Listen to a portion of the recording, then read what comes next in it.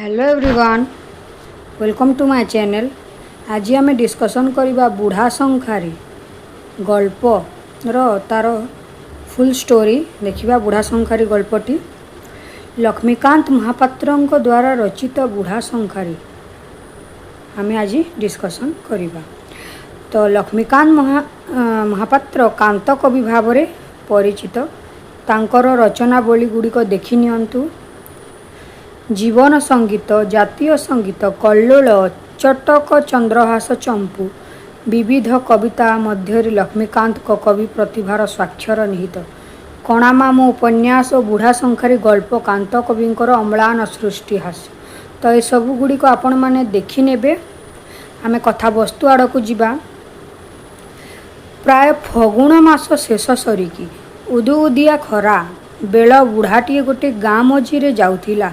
60 बरसर बुढ़ा, दांत गुड़ाक सबू पड़गलाणी। मुंड बाल तो तेणिकी थाउ, छाती बाल गुड़ाक पाची धोब फरफर दिशुची। बुढ़ा मुंडरे गोटे टोकेई धूली रे आंठू जाके पड़ी बुड़ी। अष्टांग शरीर झाड़े बुड़ी गोड़ बाटे बही जाउची। तो फगुण मास थिला, शेष हेबाकू आसुथिला। फगुण मास, चैत्र मास आमे जानिछे केते खरा होता है। चैत्र मासरे फगुण मासर शेष आड़कू उदु उदिया खरा थिला। खरा बेड़े गोटे बुढ़ा कौन करथिला, गाँ मझीरे जाउथिला। तार वर्ष केते थिला, 60 बरसर बुढ़ा। दांत गुड़िक सबू पड़गलाणी। आ मुंड बाल सबू कौन हेलाणी, पाची गलाणी। आउ तेणिकी छाती बाल गुड़ाक मध्य धोब फरफर होई दिशुची। बुढ़ा मुंडरे गोटे टोकेई थिला, धूली रे आंठू जाके, अर्थात खरा बेले केते धूली होइथे आमे जानिछे। एवं आंठू जाके बुड़ी। अष्टांग शरीर खरारे कौन होइछि, झाड़ होई बुड़ी जाइछि एवं से माड़ी चलीछि गाँ आड़कू। गाँ मुंडरे गोटे घर, पक्का पिंडा, 7 श्रेणिया छपर, जाउली कबाट। बुढ़ा सही पिंडारे बोझटी थोई देई नथ करी बसी पड़िला। तो से जो गोटे घर को गला एवं तार जो पिंडा थिला घरर सेठारे बसी पड़िला। किछि क्षण पर से घरु गोटे दासी बाहरिला। सेही घरु कौन हैला, गोटे दासी बाहरी आसिला एवं दासी बुढ़ा को चिन्हे पचारिला, कि हो शंखारी पुओ? आमे जानिले कौन ना, से टोकेई रे बुढ़ाटी कौन रखिथिला ना, शंखा रखिथिला। कि हो शंखारी पुओ? दासीटी पचारिला। शंखा आनिछ कि? बुढ़ा उत्तर देई कौन कहिला, हाँ कहिला। पुणी कहिला, झियो टोपाए पानी दियंतु। बुढ़ा कौन पानी पीवा पाई मागिला। खरा दिन थिला। बुढ़ा मनीष खरारे तंटी सुखी गलानी। दासी पानी आनिबाकू चाली गला। तापरे भीतर को गला से पानी आनिबाकू। किछि क्षण पर लोटाए पानी घेनी दासी फेरी आसी बुढ़ा पाखरे थोई देला। ताकू पानी पीबाकू देला बुढ़ा को। बुढ़ा ऊपर को आँ करी दे ढक ढक करी अध लोटाए पानी टेकी देला। पानी पी सारी बुढ़ा चौरस निश्वासटाए मुह बाटे पकाई कहिला। पानी पी सारी कौन कहिला, झियो तोर बड़ धर्म हैला बोली से दासी को कहिला। तो दासी कौन कहिला प्रति उत्तर रे, हौ हैला हैला, चलो बहु शांतणी डाकुछंती, किमितिका शंखा आनिछ देखिबा। तांकू देखैब बोली कहिला बहु शांतणी को। बुझा टोकेईटी नहीं उठिला। किए? बुढ़ाटी। सदर दरजा पारी हेले भीतर पक्का, बाहर सामनारे चौपाड़ी, बा पाखकू भीतर आड़ दुआर। से दुआर पाखरे ओढ़ना देई बहुटीए छिड़ा हैला।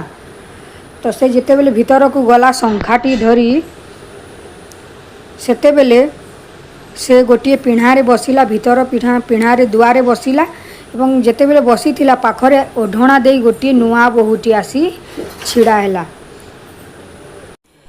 तो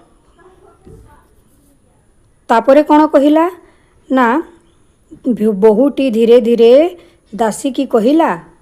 कौन कहिला, कि शंखा अच्छी पर आम दासी की कहिला। से नुआ बहुटी जाओ पचारिबो कौन कौन शंखा आनिछंती, टिके मुखरा।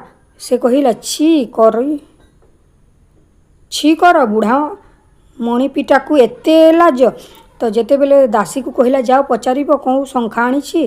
तो ସେଇଥିରେ ବୁଢ଼ାଟି କ'ଣ କହିଲା, ଏଇ ବୁଢ଼ାଟାକୁ ତୁମେ କ'ଣ ଏତେ ଲାଜ କରୁଛ ନୂଆ ବୋହୂ ବୋଲି କହିଲା। ନିଜେ ଟୋକେଇରୁ ଆସି ଦେଖୁନାହଁ, ନିଜେ ଟୋକେଇକୁ ଆସିକି ଦେଖିପାରୁନାହଁ ଯେ ଦାସୀକୁ ପଠଉଛ କହିଲା। ସେ ବହୁତ ଆନନ୍ଦିତରେ ଏ କଥାଟି କହିଥିଲା। ଏଇଟା ପଜିଟିଭ୍ କଥାଟା ମନକୁ ଆସିଲା। ବୋହୂଟି ଓଢ଼ଣା ଅଧେ ଟେକି ଦେଇ ମୁରୁକି ହସି ହସିକା ବାହାରି ଆସି ଟୋକେଇ ପାଖରେ ଛିଡ଼ା ହେଲା। ବୋହୂଟିର ମୁହଁ ଦିଶିଗଲା। ମୁହଁଟି ଚକି କାଟି ଦେଲା ପରି, ଚମ୍ପା ଫୁଲ ପରି ଗୋରା। ତାର ଦେହ କିପରି ଥିଲା? ଚମ୍ପା ଫୁଲ ପରି ଗୋରା ଥିଲା। 4 ଆଙ୍ଗୁଳ ଓସାର ନାଲି, ତହିଁରେ ମୟୂର କଣ୍ଠିରି କସ୍ତା ଖଣ୍ଡିକ ଗୋଇଠି ଯାଏଁ ଲମ୍ବିଛି। ତା ଭିତରେ ଦେଇ ବୋହୂଟିଏ କଞ୍ଚ ସୁନା ପରି ଚୋରା, ଗୋଟିଏ ଚାଉଳରେ ଗଢ଼ା। ତାପରେ କ'ଣ କହିଛି, ବୁଢ଼ାର ଆଖି ପୁରିଏ ତ ଗୋଟିଏ ଚାଉଳରେ ଗଢ଼ା ଥିଲା ସେ ନୂଆ ବୋହୂଟି। ତାକୁ ଏଡ଼େ ସୁନ୍ଦର, ଏଡ଼େ ନିକ ବୋହୂଟିଏ ସେ କେବେ ଦେଖିନଥିଲା। ବୁଢ଼ା ଆଉ ଆଖି ଫେରାଇ ପାରିଲା ନାହିଁ। ଏକା ଧ୍ୟାନରେ ବୋହୂଟିକୁ ଚାହିଁ ରହିଲା। ବୁଢ଼ାର ଇଚ୍ଛା କ'ଣ କହିବ ବୋଲି, କିନ୍ତୁ ପାଟିରୁ କଥା ଫୁଟିଲା ନାହିଁ। ତାର ସୁନ୍ଦରତାରେ ସେ ମୋହିତ ହୋଇଗଲା। କେତେବେଳକେ ବୁଢ଼ା ମୁହଁ ଫିଟାଇ କହିଲା, ମା କି ଶଙ୍ଖା ନବୁ ନେ। ତାପରେ କହିଲା ବୁଢ଼ାଟି ଯେ, ମା ଆସ ପାଖକୁ, ନେବ କ'ଣ ଶଙ୍ଖା ନେବ ବାଛୁନ କହିଲା। ମା ବୋଲି ଡାକି ଦେଲା କ୍ଷଣି ବୁଢ଼ାର ଛାତି କୁଣ୍ଡେ ହୋଇଗଲା। ବୋହୂଟି ଲାଜ ଛାଡ଼ି ଦେଇ କହିଲା, ତାପରେ ଯେତେବେଳେ ସେ ମା ବୋଲି ଡାକିଲା, ଏଇ ୱାର୍ଡ଼ଟା ମନେ ରଖନ୍ତୁ, ମା ୱାର୍ଡ଼ଟା ଯେତେବେଳେ ଡାକିଲା ବୁଢ଼ା, ତ ବୋହୂଟି ତାର ଲାଜ ଛାଡ଼ି ଦେଇ କ'ଣ କହିଲା, ଆସମାନ ତାରା ଶଙ୍ଖା ଅଛି କି? ଏଇଟା ଗୋଟେ ଇମ୍ପୋର୍ଟାଣ୍ଟ। ଆସମାନ ତାରା ଶଙ୍ଖା ଅଛି କି ପଚାରିଲା। ତ ବୁଢ଼ା ଏଥିରେ କ'ଣ କହିଲା, ଓଃ ଏଡ଼େ ମିଠା କଥା, ଏପରି କଥା ତ କେହି କହେ ନାହିଁ। ବୁଢ଼ାର କାନରେ ସେ ସ୍ୱରଟା ଥରକୁ ଥର ବାଜିବାକୁ ଲାଗିଲା। ବୁଢ଼ାଟି କହିଲା, ନା ମା, ରଙ୍ଗଝିଲିରି, ବଉଳି ଫୁଲିଆ, ବିଛାମାଳିଆ, ଚୁନଟିପି ଏହିସବୁ ଅଛି, କିନ୍ତୁ ଏଥିରୁ ଯାହା ନେବୁ ନେ ବୋଲି କହିଲା। କିନ୍ତୁ ଆସମାନ ତାରା ମୁଁ ଆଉ ଥରେ ଯେବେ ଆସିବି ତୋ ପାଇଁ ତିଆରି କରି ଆଣିଦେବି ବୋଲି କହିଲା ବୁଢ଼ାଟି। ବୋହୂଟି ଦେଖି ଦେଖି ମୁଠାଏ ଶଙ୍ଖା ପସନ୍ଦ କଲା। ତେବେ ସେ ମୁଠାକ ହାତକୁ ହେବ କି? ତ କିଛି ସେ ଚୁଡ଼ି ବା ଶଙ୍ଖା ବାଛିଲା, କିନ୍ତୁ ତାର ପସନ୍ଦ ଥିଲା କେଉଁ ଚୁଡ଼ି? ଆସମାନ ତାରା ଶଙ୍ଖା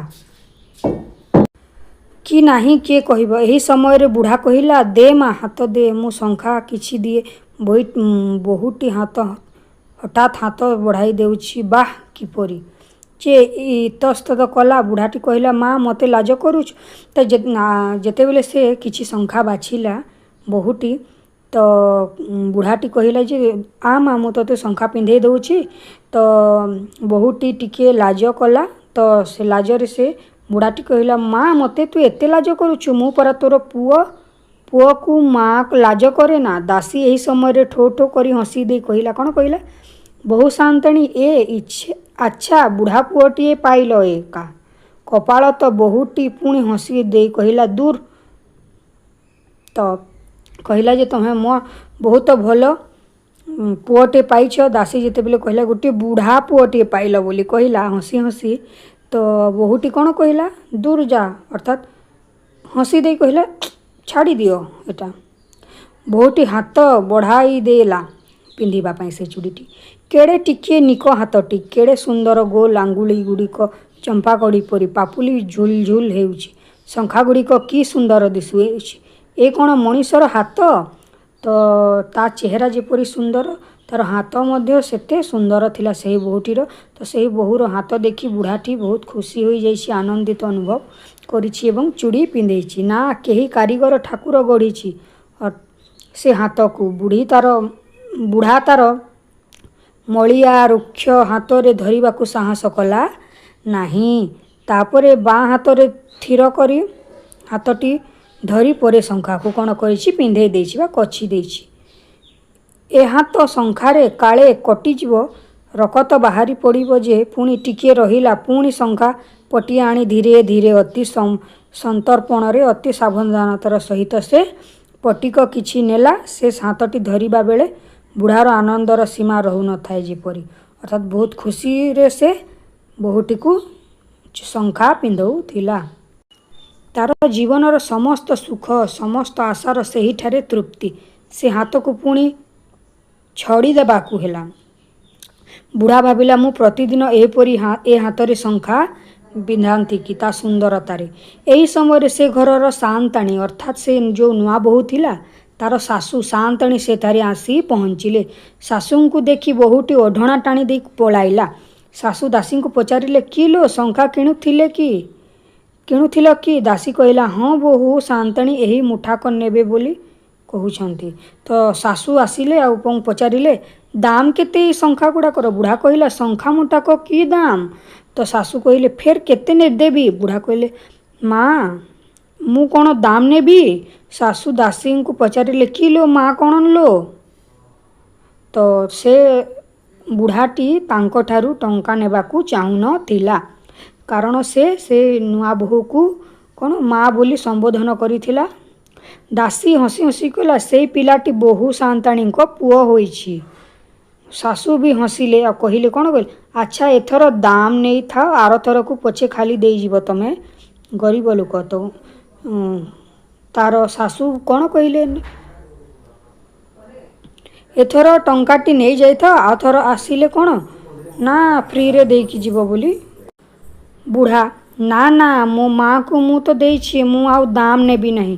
ଶଙ୍ଖା ମୁଠାକ ଲାଗି ମୁଁ ଗରିବ ହୋଇଯିବି ନାହିଁ ବୋଲି କହିଛି। ତାପରେ ଏହା କହି ଶଙ୍ଖା ମୁଠାକ ରଖିଦେଲା ଯେଉଁ ବାଛିଥିଲେ ଆଉ ବୋଝ ଧରି ଏକାବେଳକେ ଚାଲିଗଲା। ଆଉ ଡାକିଲେ ଶୁଣିଲା ନାହିଁ। ଦାସୀ ପଛରେ ଗୋଡ଼ାଇ ଗଲା, କିନ୍ତୁ ସେ ଆଉ ଫେରି ଚାହିଁଲା ନାହିଁ। ସେହି ଦିନଠୁ ସେ ବୁଢ଼ା ଶଙ୍ଖାରେ 2 ଦିନେ 3 ଦିନେ ସେ ଗାଁକୁ ଆସେ। ଶଙ୍ଖାଟା କ'ଣ ଗୋଟାଏ ନିତ୍ୟାନି ଦରବ ଯେ ଲୋକେ ରୋଜ କିଣିବେ? ଅକାଳେ ସକାଳେ ପୁନେଇ ପରବେ ସିନା କିଏ ନୂଆ ଶଙ୍ଖା ଖୋଜେ। ବୁଢ଼ାଟା ଖାଲି ଘର ଘର ବୁଲି ଫେରିଯାଏ। ଅର୍ଥାତ୍ ଆମେ ଜାଣିଛେ ଶଙ୍ଖା ସମସ୍ତେ ସବୁବେଳେ ପସନ୍ଦ କରନ୍ତି ନାହିଁ, କେତେବେଳେ ପର୍ବରେ ପୁନେଇ ପର୍ବରେ କିଣିଥାନ୍ତି। ତେଣୁ ସେ 2 ଦିନ 3 ଦିନ ଧରି ସବୁବେଳେ ଆସୁଥିଲା ଛାଡ଼ି ତାର ମାଆକୁ ଦେଖିବା ପାଇଁ, କିନ୍ତୁ କେହି ନ କିଣିବାରୁ ସେ କ'ଣ ଫେରି ଯାଉଥିଲା। କିନ୍ତୁ ଶଙ୍ଖା ବିକ୍ରି ତ ବୁଢ଼ାର ଉଦ୍ଦେଶ୍ୟ ନୁହେଁ। ସେ ଆସେ ତାର ସେହି ନିଜ ମାଆଟିକୁ ଦେଖିବା ପାଇଁ। କେଉଁଦିନ ଆସେ କାହାରିକୁ ନ କହି ଦୁଆର ଯାକେ ଚାଲି ଆସେ। ବୋଝ ରଖିବାକୁ ହୁଏ ନାହିଁ, ଖାଲି ପାଟି କରି ଡାକିଦିଏ ନୂଆ ଶଙ୍ଖା ନେବ? ତା ପାଟି ଶୁଣିଲା କ୍ଷଣି ବୋହୂଟି କୁଆଡ଼େ ଥାଏ ଆସି ଦୁଆର ପାଖରେ ଟିକିଏ ଛିଡ଼ା ହୁଏ। ବୁଢ଼ା ଟିକିଏ ଅନାଏ, ଚାହିଁ ଦେଲା କ୍ଷଣି ବୁଢ଼ାର ମନ ପୁରି ଉଠେ। ସେ ଯେତେବେଳେ ବୋହୂଟି ବାହାରେ ସେ ଟିକେ ଦେଖିଦିଏ ଏବଂ କ'ଣ ତାପରେ ସେ ତା ବାଟରେ ସେ ଚାଲିଯାଏ।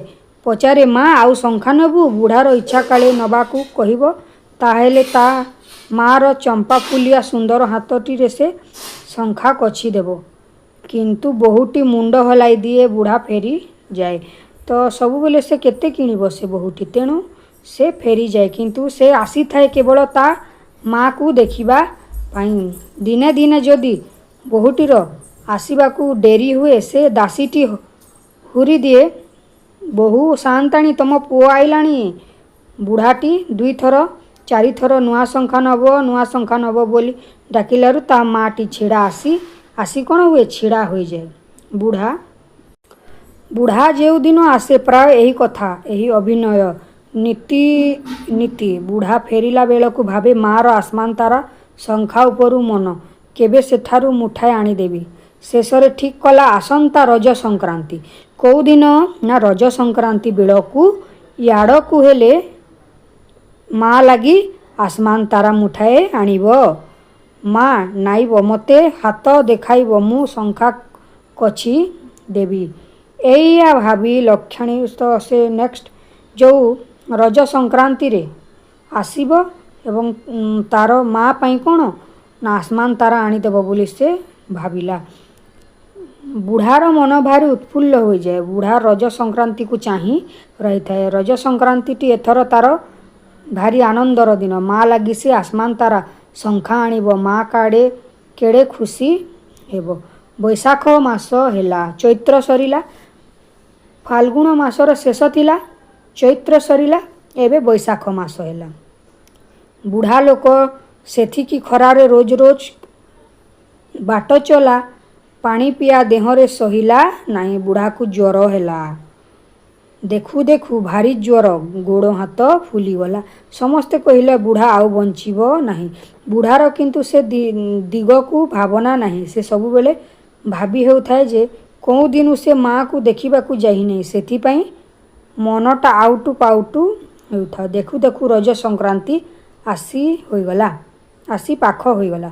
बुढ़ा 2 मास ହେଲା माँ को देखा जाई नहीं। तो ताकू जेते बेले ज्वर होउतला से आउ जाई नहीं से गाँ आड़ को तार माँ को देखा पाई।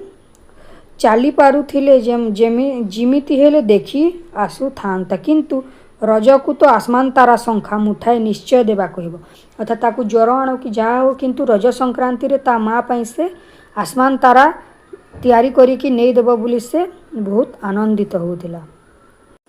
अनेक कष्टरे उठी बसी निज हाथ रे शंखा तैयारी कला। ज्वर होउथिला आउ केही करिदेले काले ता मन बा तार मार मन को आसीब नाही बोली से कौन निज हाथ रे से तैयारी करुथिला। 60 वर्ष काल शंखा गड़ी गड़ी से जेते हाथ सफाई हासिल करिथिला सबु सेथिरे लगाई देला। दिनक काम 4 दिन लागू पछके कामटी किमिति सरस हे।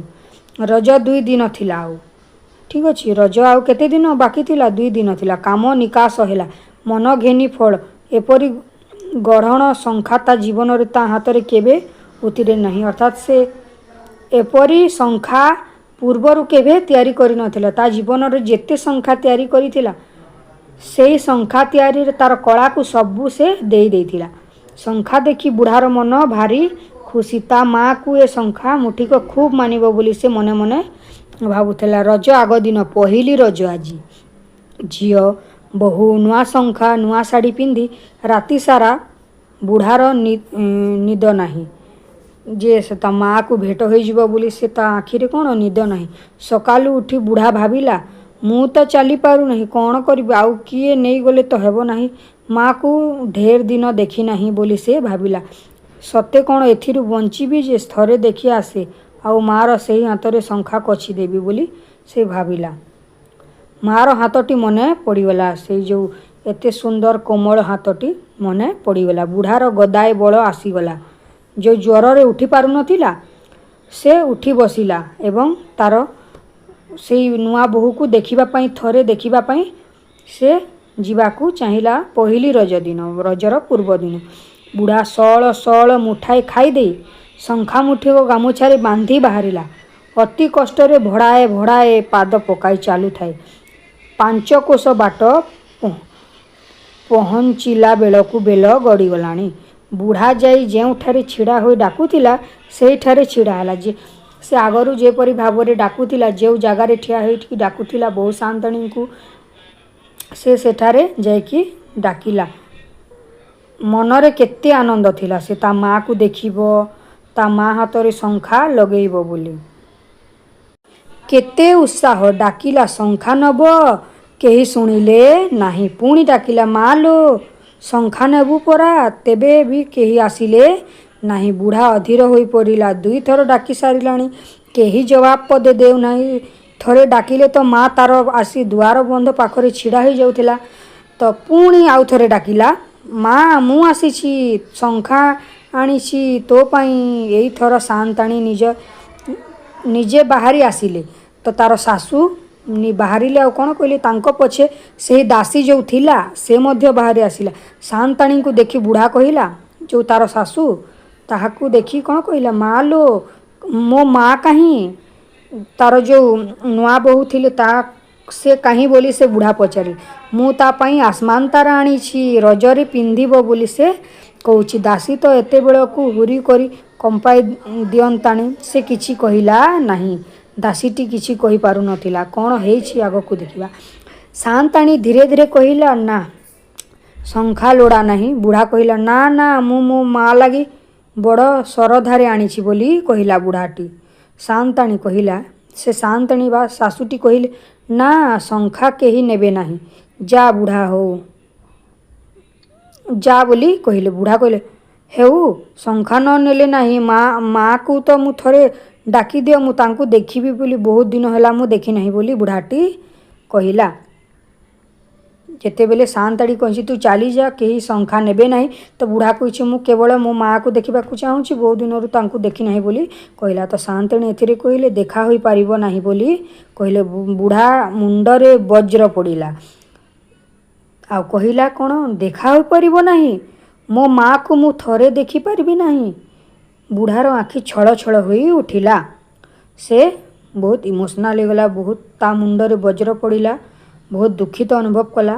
ଯେତେବେଳେ ଶାଶୁ କହିଲା ଆଉ ଦେଖା ହୋଇପାରିବ ନାହିଁ, ସେ କାନ୍ଦ କାନ୍ଦ ହୋଇ କହିଲା ଥରଟିଏ ଦେଖିବି ବୋଲି କହିଲା। କିଏ ବୁଢ଼ା?